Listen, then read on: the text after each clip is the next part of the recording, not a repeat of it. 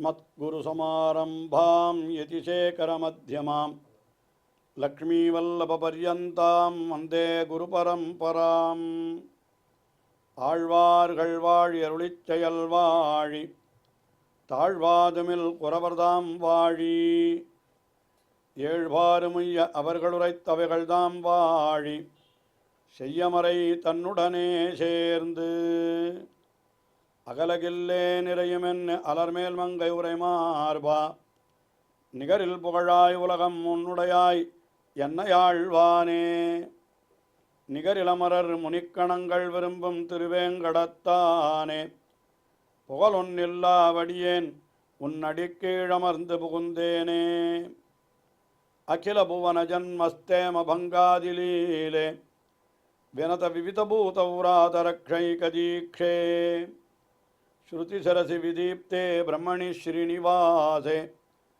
பவது மம பரஸ்மின் சேமுழி பக்திரூபா श्रीमान वेंकटनाथार्य कवितार्किककेसरी वेदांताचार्यवर्यो मे सन्निधत्तां सदा हृदि வேதாந்த தேசிகன் திருவைகேந்திரபுரத்திலே எழுந்தொழிருக்கின்ற எம்பெருமான் தேவநாயகன் என்றும் அச்சுதன் என்றும் போற்றப்படுகின்றான். அந்த எம்பெருமானை குறித்து 2 ஸ்தோத்திரங்களை அருளி செய்துள்ளார். ஒன்று தேவநாயக பஞ்சாசத் என்பது, மற்றொன்று அச்சுத சதகம் என்பது. இது பிராகிருத பாஷையிலே அருளி செய்யப்பட்டிருந்தாலும் அதை சம்ஸ்கிருத ஸ்லோகங்களாக கொண்டு அனுபவிப்பது என்கிறது ஒரு கிரமம், பெரியவர்கள் காட்டியிருக்கிற வழி. நாமும் அந்த வழியிலே இந்த ஸ்தோத்திரத்தை அனுபவித்து வருகிறோம். இதிலே அந்த எம்பெருமானுடைய பெருமைகளை எல்லாம் அருளி செய்தவர், அந்த எம்பெருமானுடைய திவ்யமங்கள விக்கிரகம், அந்த வடிவழகு, அதையெல்லாம் கூட அனுபவித்தவர். அதற்கு அடுத்தபடியாக இந்த ஸ்தோத்திரத்தினுடைய ஏறக்குறைய இறுதி பகுதி என்று சொல்லலாம். அந்த நிறைவு பகுதியிலே அந்த எம்பெருமானை தமக்கு அருள் செய்ய வேண்டும் என்று பிரார்த்திப்பதாக பல ஸ்லோகங்கள் அமைந்திருக்கின்றன.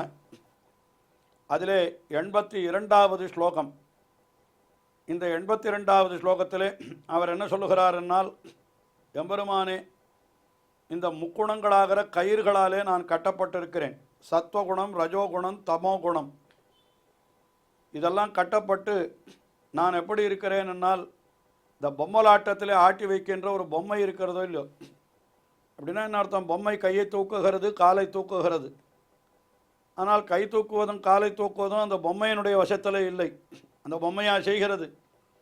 அந்த பொம்மையை யார் ஆட்டி வைக்கிறானோ அந்த பொம்மலாட்டக்காரன், அவனுடைய வசத்திலே தான் அந்த பொம்மை இருக்கிறது. அதுபோல நானும் உன்னுடைய வசத்திலே இருக்கிறேன்.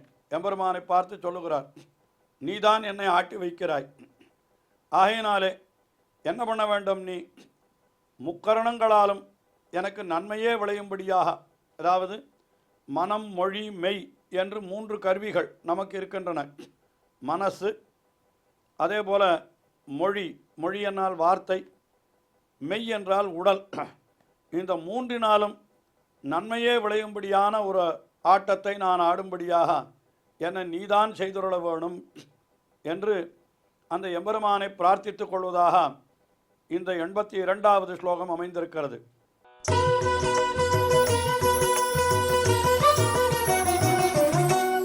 இதானீம் உபர்யபி அயம் குணகிரகீதோ தாருபுத்ரகைவ பரவசः தஸ்யாபி மம த்ரிதஜேஸ்வர த்ரிஷ்வபி கரணேஷு பவசுக சங்கல்பः. இதானீம் என்னால் இப்பொழுது, உபர்யபி என்னால் இன்னும் மேலே இருக்கிற காலத்திலேயும் கூட நான் எப்படி இருக்கிறேன் என்றால், அயம் குணகிரகீதா தாருபுத்ரகைவ.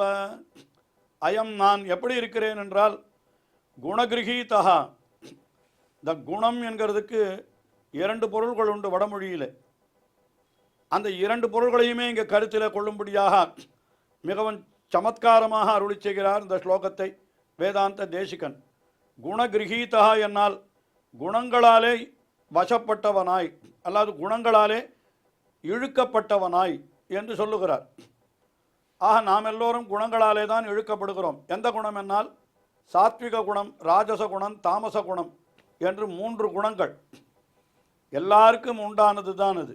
சாத்விக குணம் என்னால் நல்லதையே செய்வது, ராஜசம் என்னால் சற்று அகங்காரம், என்னை போல் ஒருத்தன் உண்டா, நான் யார் என்று அப்படி திமிர்த்து திரிகிறது, இதெல்லாம் ராஜச குணம் என்று பெயர். தாமச குணம் என்னால் மதிமயக்கம், தூக்கம், இதெல்லாம் தாமச குணம் என்று பெயர்.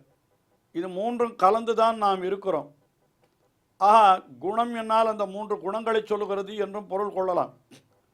அல்லது வடமொழியிலே குணம் என்ற சொல்லுக்கு கயிறு என்றும் பொருள் உண்டு. இந்த பொம்மலாட்டத்தில் ஆட்டு வைக்கப்படுகிற பொம்மை இருக்கிறதே, அது கயிறாலே இழுக்கப்படுகிறது. அதனால் இந்த இடத்துல ரெண்டுத்தையும் நாம் நினைக்கும்படியாக, இரண்டையுமே நினைக்கும்படியாக வேதாந்த தேசிகன் எப்படி காட்டுகிறார்? குணகிரகீதா தாருபுத்திர கைவ பரவசா. தாருபுத்திரா என்றால் என்ன? தாரு என்றால் மரம். தாருபுத்திரகை என்னால் அந்த மரப்பாச்சி பொம்மை என்று சொல்லுவார்கள் பழைய நாளிலே. அதாவது பழைய நாளிலே இந்த பொம்மலாட்டத்திற்கு உண்டான பொம்மைகளை எல்லாம் மரத்திலே தான் செய்வார்கள். அதனால் அந்த பொம்மலாட்ட பொம்மை என்பது தான் இங்கே கருத்து. நான் குணங்களாலே இழுக்கப்பட்டவனாய், தாருபுத்திரக இவ, அந்த மரப்பாச்சி பொம்மை போலே அல்லது பொம்மலாட்ட பொம்மை போலே, பரவசகா, என்னுடைய வசத்தை இழந்தவனாய் நான் இருக்கிறேன் என்று சொல்லுகிறார். ஆக முக்குணங்களாலே என்னுடைய வசத்தை இழந்து விட்டேன். ஏன்னா முக்குணங்கள் என்கிறது தான் கயிறு போல இருந்து நம்மை ஆட்டி வைக்கிறதான். அதனால் என்ன பண்ணணும்? எம்பெருமானே, திரிததேஸ்வர என்னால் என்ன, திரிதசகா என்னால் தேவர்கள், அவர்களுக்கு ஈஸ்வரன் என்னால் நாயகன், தேவநாயகன் என்கிற திருநாமத்தை அப்படி சொல்லுகிறார் என்று நாம் கொள்ளலாம். அப்படிப்பட்ட தஸ்யாபி மம த்ரிஷ்வபி கரணேஷு, அப்படி இருக்கிற எனக்கும் கூட நீ என்ன பண்ண வேணும்? த்ரிஷு அப்பி கரணேஷு, 3 கரணங்களாலும் சுகசங்கல்பகா பவ, அதாவது 3 கருவிகளிலும் நன்மை தரும் சங்கல்பத்தை உடையவனாய் நீ இருப்பாயாக. மனம், மொழி, மெய் ஆகிய முக்கரணங்களும் என்ன ஆக வேண்டும்? நல்ல வழியிலேயே செல்லும்படியாக நீ என்னை செலுத்துவாயாக. நான் 3 விதமான குணங்களினுடைய வசத்திலே ஈடுபட்டு இந்த சம்சாரத்திலே உழன்று கொண்டிருக்கிறேன். என்னுடைய வசத்திலே நான் இல்லை. எப்படி பொம்மலாட்டக்காரனுடைய கயிற்றுடைய வசத்திலே அந்த பொம்மை இருக்கிறதோ அதுபோல இந்த முக்குணங்களாகிற கயிறு அதனுடைய வசத்திலே நான் அகப்பட்டு கொண்டிருக்கிறேன். ஏறக்குறைய பார்த்தால் இதில் இந்த பொம்மலாட்டக்காரனாக யாரை சொல்ல வேண்டும்? இங்கே பகவானைத்தான் சொல்ல வேண்டும். அவன்தான் ஆட்டி வைக்கிறான். ஆட்டி வைத்தால் யாரொருவர் தான் ஆடாதார். அவனாலே ஆட்டி வைக்கப்பட்டு நாம் ஆடிக்கொண்டிருக்கிறோம். அது என்ன சொல்லுகிறார் என்னால், நீ எனக்கு முக்கரணங்களாலும் நன்மையே விளையும்படியாக என்னை நீ சங்கல்பித்தருள வேணும். எனக்கு இந்த உலகத்தினுடைய துன்பங்களெல்லாம் எனக்கு வாராதபடி நீதான் என்னை அப்படி ஆட்ட வேண்டும் என்பதாக இந்த ஸ்லோகத்திலே எம்பெருமானை பார்த்து பிரார்த்தித்து கொள்ளுகிறார். உண்மையிலே இந்த சம்சாரத்திலே உழன்று கொண்டிருக்கிற நாம் அந்த பகவானாலே தான் ஆட்டி வைக்கப்படுகிறோம். ஆனால் இடையிடையிலே நமக்கும் சில சுவாதந்திரியம் என்கிறது கொடுக்கப்பட்டிருந்தாலும் அவன் இழுத்த இழுப்புக்குத்தான் நாம் செல்ல வேண்டியிருக்கிறது. அதை நல்ல வழியிலே செலுத்தி எனக்கு துன்பம் வாராமல் இருப்பதற்கு உண்டான விஷயத்தை நீ பார் என்பது போல இந்த ஸ்லோகத்திலே வேதாந்த தேசிகன் தேவநாயகனை பிரார்த்தித்துக் கொள்ளுகிறார். சரி, உமக்கு என்னதான் பண்ண வேண்டும் எம்பெருமான் கேட்கிறான் போலும். உடனே என்ன சொல்லுகிறார்? இந்த உடலாகிற சிறையில் இருந்து என்னை நீ விடுவிக்க வேணும் என்று கேட்கிறார். இந்த உடலாகிற சிறை இது என்னை என்ன பண்ணுகிறது? உள்ளுக்குள்ளேயே அழுத்தி என்னை துன்பத்திலிருந்து மீளாதபடி பண்ணி விடுகிறது. அதிலிருந்து நீ என்னை மீட்க வேண்டும் என்பதாக 83வது ஸ்லோகத்திலே பிரார்த்தித்துக் கொள்ளுகிறார்.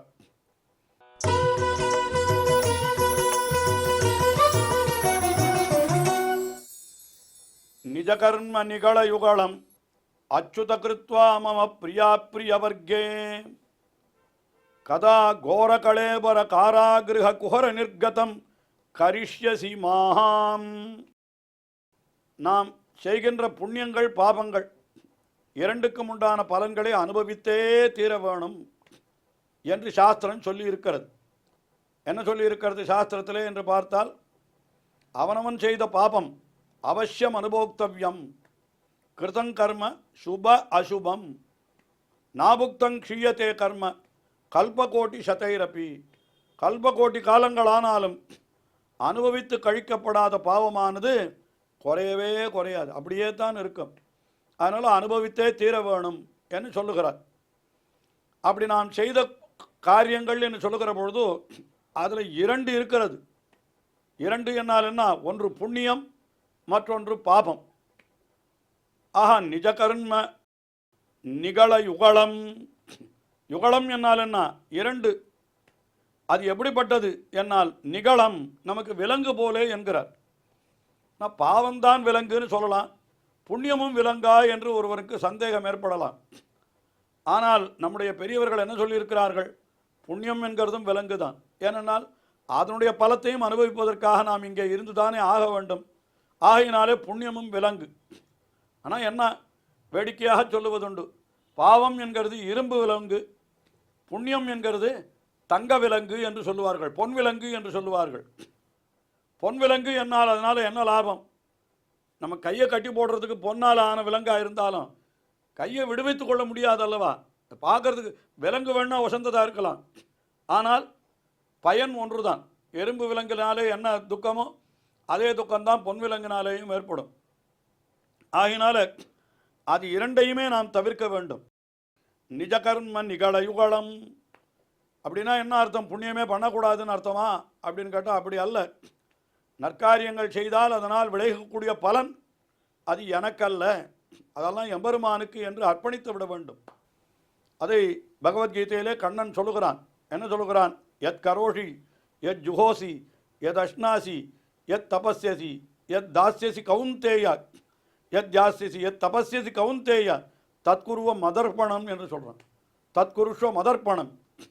எந்த காரியத்தை செய்தாலும் இதனுடைய பலனெல்லாம் போகட்டும் எம்பெருமானுக்கே என்று நாம் செய்து விட்டோமானால் அப்பொழுது அந்த பலன்களை நாம் அனுபவிக்க வேண்டிய அவசியம் இல்லாமல் போய்விடுகிறது அல்லவா? ஆகினாலே என்ன சொல்கிறான்? நிஜ கர்ம நிகழ யுகலம். நான் செய்த வினைப்பயன்களாகிற இரண்டு விலங்குகள், பொன் விலங்காக இருக்கக்கூடிய புண்ணியம் என்ன, இரும்பு விலங்காக இருக்கக்கூடிய பாபம் என்ன, இவற்றையெல்லாம் நீ என்ன செய்ய வேண்டும்? அச்சுத கிருத்வா மம பிரியா பிரிய வர்க்கே. அவற்றையெல்லாம் என்ன பண்ணணும்? சாஸ்திரம் என்ன சொல்லுகிறது? ஒருத்தன் இறந்து விட்டானானால், அவன் பகவத் பக்தனாக இருந்தானானால் அவன் செய்த புண்ணியங்கள் எல்லாம் அவனுடைய நண்பர்களுக்கு போகுமா, அவனுக்கு வேண்டியவர்களுக்கு. அவன் செய்த பாபமெல்லாம் அவனுடைய விரோதிகளுக்கு போகுமா. அது கௌஷதிக்கு உபனிஷத்திலே துஷந்த பாப கிருத்தியாம் சுகிருத சாது கிருத்தியாம் என்று அது உபனிஷத்திலே சொல்லப்பட்டிருக்கிறது. விரோதிகள் இவனுடைய பாபங்களை அடைகிறார்கள், நண்பர்கள் இவனுடைய புண்ணியத்தை அடைகிறார்கள் என்று. அதனால்தான் நம்ம யாரிடத்துலையும் விரோதமே பாராட்டக்கூடாது. ஏன்னா அவர்களுடைய பாவமெல்லாம் நம்மளுக்கு வந்து சேருமே. அதனால் என்ன சொல்கிறார்? எம்பெருமானே, என்னுடைய பாப புண்ணியங்களை எல்லாம் நீ என்ன செய்ய வேண்டும்? மம பிரியா பிரியே வர்க்கே கிருத்வா. என்னுடைய நண்பர்களிடத்திலும் எதிர்களிடத்திலும் அவற்றை செலுத்திவிட்டு எனக்கு என்றைக்கு நீ மோட்சத்தை கொடுக்க போகிறாய் கேட்கிறார். கதா கோர கலேபர காராகிருக குஹர நிர்கதம். இது எப்படிப்பட்டது? நம்முடைய உலக வாழ்க்கை என்றது கோர கலேபர காராகிருகம், மிகவும் கோரமானதாய் உடல் என்னும் சிறை. கலேபரம் என்னால் உடல். அந்த உடலாகிற சிறையிலே அகப்பட்டு கொண்டு நான் தவிக்கிறேன். அப்படிப்பட்ட இந்த குஹர நிர்கதம் என்று சொல்லுகிறார். குஹரம் என்னால் ஒரு அதிலிருந்து வெளிப்படக்கூடிய ஒரு இதற்கு துவாரத்திற்கு குஹரம்னு பேர். அந்த காராகிருக குஹரம், உடலாகிற அந்த பெரிய சிறையிலிருந்து வெளியில் வருவதற்கு என்னைக்கு நீ எனக்கு அனுகிரகம் பண்ண போகிறாய்? கதா கரிஷ்யசிமாம், என்றைக்கு நீ என்னை வெளிப்பட்டவனாக செய்ய போகிறாய்? இந்த உடலாகிற சிறையிலிருந்து விடுபட வேண்டும். இந்த உடல் நம்மை இந்த உலகத்திலேயே அப்படியே அழித்து விடுகிறது. அப்படி இருக்கக்கூடாது. நாம் இதிலிருந்து விடுபட வேண்டும் என்கிற அந்த கருத்தை இந்த ஸ்லோகத்தில் தெரிவித்து, எம்பெருமானே, இப்படி என்னுடைய புண்ணிய பாபங்களை என்னுடைய நண்பர்கள் சாஸ்திரங்களிலே சொல்லப்பட்டபடி நண்பர்களிடத்திலேயும் விரோதிகளிடத்திலேயும் செலுத்திவிட்டு என்றைக்கு நீ என்னை இந்த சரீரத்திலிருந்து விடுவிக்கப் போகிறாய் என்று அந்த எம்பெருமானை பிரார்த்தித்துக் கொள்ளுகிறார். தொடர்ந்து அவருடைய ஸ்லோகங்களை அனுபவிப்போம். ஸ்ரீயக்காந்தாய கல்யாண நிதயே நிதயேர்த்தினாம் ஸ்ரீவேங்கடநிவாசாய ஸ்ரீனிவாசாய மங்களம். ஸ்ரீமத் சுந்தரஜாமா திருமுனிமானுசவாசினே சர்வலோகநிவாசாய ஸ்ரீனிவாசாய மங்களம்.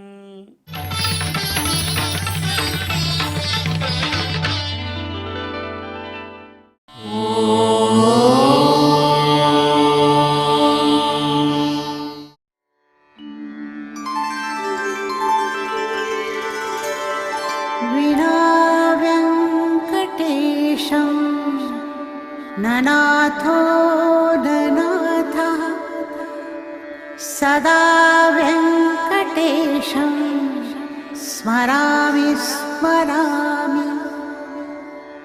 हरे व्यङ्कटेश प्रसीद प्रसीद.